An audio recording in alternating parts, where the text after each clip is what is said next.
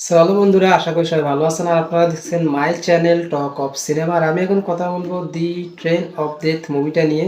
তো চলুন কথা বলা যাক মুভিটা কেমন ছিল।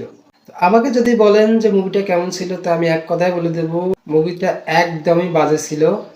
কারণ আমি মুভিটা যতটা এক্সপেকটেশন নিয়ে দেখতে বসছিলাম তার অর্ধেকও পাই নাই। না গল্পটার কোনো আগে থেকে মাথা আছে, গল্পর যে প্রেজেন্টেশনটা সেটার কথা একবারে বাদই দিলাম।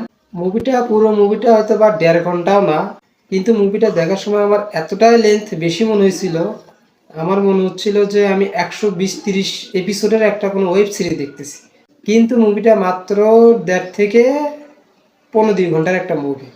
ভিএফএক্স এর কথা তো বাদে দিলাম, গল্পটা মোটামুটি ভালোই ছিল, কিন্তু গল্পটার প্রেজেন্টেশনটা একদমই বাজে। আবার একটা কথাই বারবার মনে হইতেছে যে আমার জীবনের সবচেয়ে বাজে অভিজ্ঞতার মুভি হচ্ছে এইটা। তো এটা নিয়ে আর বেশি কথা বলবো না।